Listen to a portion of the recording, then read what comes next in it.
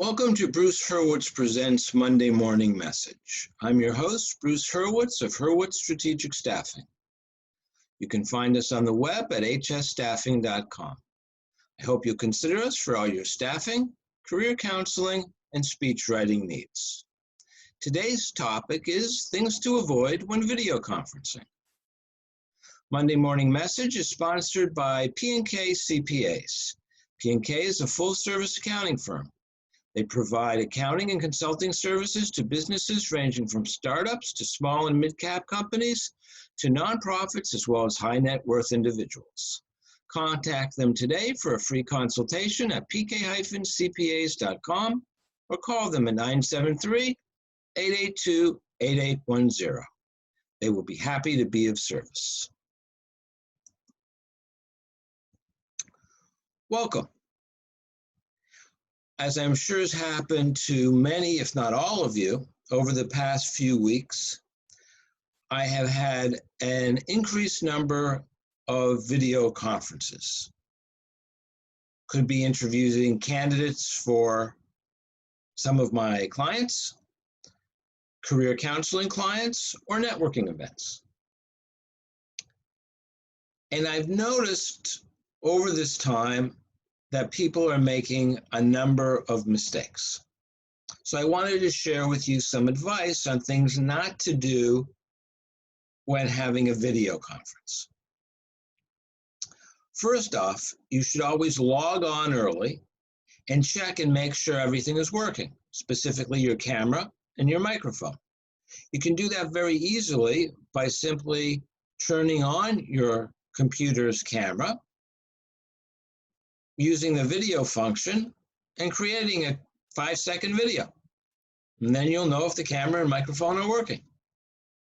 If you're having a problem, then you'll be able to notify the organizer, the interviewer, if it's a job interview, but you want to be able to give yourself plenty of time. So if it's a job interview, don't log on 10 minutes before, log on the day before. Check, make sure everything's working properly.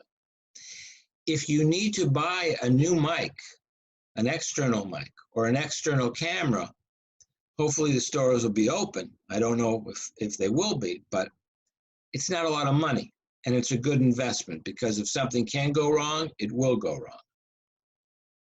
So check and make sure everything is working properly. Next, the background light. Let me move the camera a bit. You see over here, I have the light on intentionally. The books aren't clear over there. They're fine here, not so much there. They're blinded by the light. You can have too much light. So you want to make sure that there is no light shining on you, especially a background light. Because if you are sitting in front, or rather behind a window, and the blinds are up, we're not going to be able to see you. So close the blinds. Now, I happen to be sitting in front of windows, and the blinds are drawn. Why? Because if somebody walks by, if a car drives by, if an ambulance, I live near a hospital, if an ambulance drives by, it's going to be a distraction, and I don't want to appear to be distracted. If this was a job interview, I certainly don't want the interviewer to think that they have anything other than my full attention. So draw the blinds so that you're not distracted. You also want to position the camera in such a way that you're centered. You want to sit up straight. And you also want to make sure this is the top button of my shirt, this is the second button of my shirt. You can't see the third button. You don't want the third button showing. Why? That also means your stomach's not showing. And if you're obese, that may be the only impression that remains of you, that you're a big, hulky person, which may mean, and it may be totally unjustified, and it may be wrong, may mean that you're not healthy, that you don't take care of yourself. You may be strong as an ox, but if you're slumping in the chair, that accentuates your stomach, and you don't want that. So keep the camera up high. Second button. Now, the background is very important. There are programs that will enable you to, I don't know if this is a proper technical term, but to smudge the background so that you're nice and clear, but the background is all blurry. You don't want that. You also don't want to have what's called a virtual background. So it could be a picture, could be something of a sci-fi nature. All that does is send the very clear message that you've got something to hide. The conclusion will be, this person is sloppy. You don't want that conclusion.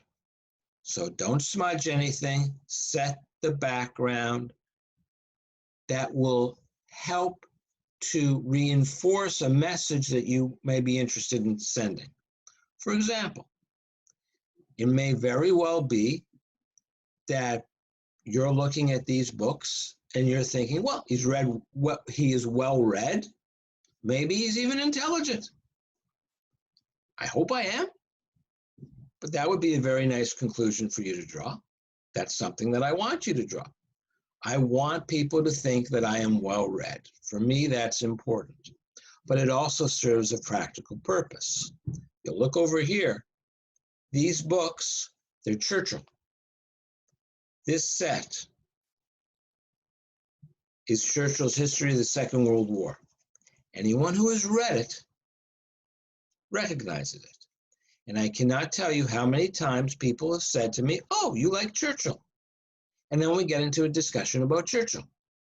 The topic of the video conference isn't Churchill, it's a job interview. Or I'm talking to a potential client. And we form a bond around Churchill. When you form a bond with someone, that can help you with whatever type of conference you're having. Networking, you make a new friend. Friends help each other. Job interview or a client interview, an interview with a potential client, all of a sudden you share something in common, they want to work with you. So set the background in such a way that the person with whom you are speaking will want to ask you a question, and maybe you'll form a personal bond, and that'll get you 90% of the way to what you're looking for.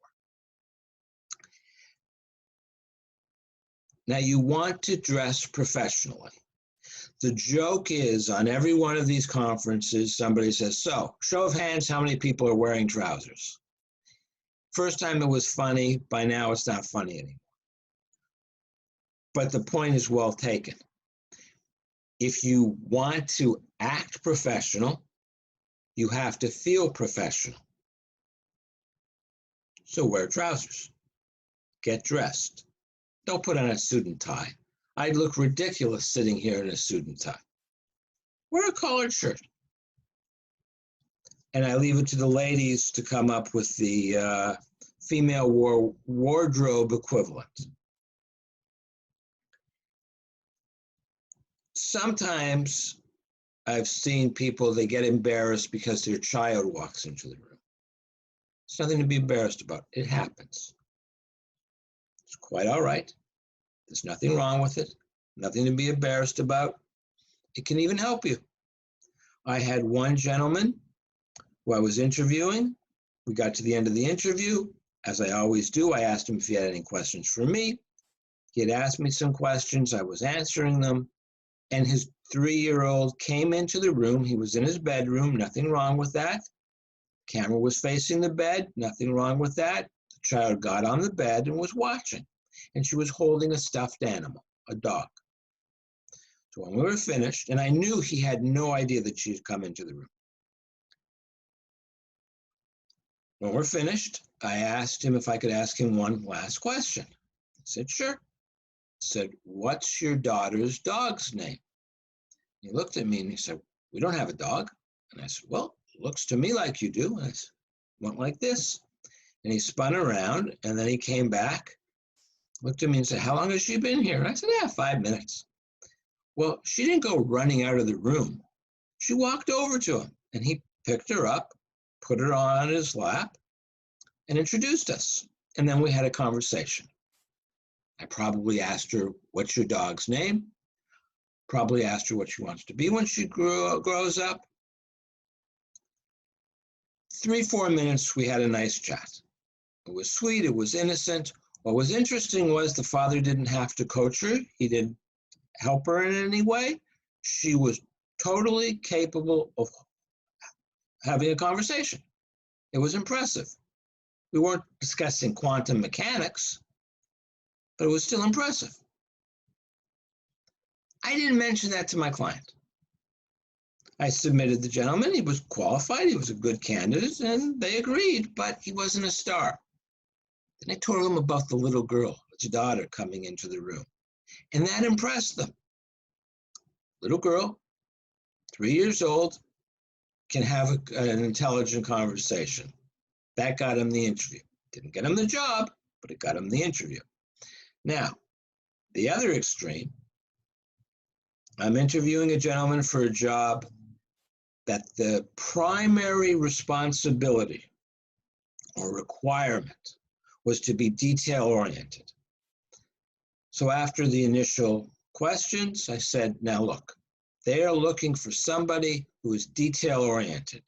Tell me about a project you worked on where you had to be detail-oriented. And he started to speak. And then I noticed where he was. I hadn't noticed before. He was in his bedroom. Nothing wrong with that. The camera was facing the bed. Nothing wrong with that. But the bed wasn't made. And every photo, certificate, whatever on the wall was crooked. No detail-oriented person in the world is going to conduct a video interview in his bedroom when the bed is not made, and no detail-oriented person can stand being in a room where whatever it is on the wall is crooked. So it didn't matter what he said. I was listening with my eyes, not with my ears. He didn't get an interview. So be cognizant of the message that you're sending vis-a-vis the background. Now, we all do it. You get an itch, you scratch it. Try not to touch your face. I think a few seconds ago, I repositioned my glasses. Your glasses start to fall down, you reposition them. It's being human, but you want to be very aware, because if you're fidgeting and you're touching your ear all the time, it's not that your ear is itching, it's that you're nervous and you don't want to display nervousness. So do whatever you can not to touch your face. Hold your hands. Maybe that's a way of avoiding it. If you are using your phone for the video, put it on a tripod. You don't want to hold it. It is literally nauseating when somebody is holding a phone because it's moving all the time, and it can really bother people. And finally, turn off all of the programs on your computer, especially the email. Anything that can beep, because you, just as you do not want your phone to start ringing during the interview, you do not want the people on the call with you, on the conference call, on the video call, to hear your computer beeping. So make sure everything is turned off. Thank you very much for watching. I hope you have found this presentation of value. Feel free to reach out at any time. I'm Bruce Hurwitz. Most importantly, stay safe.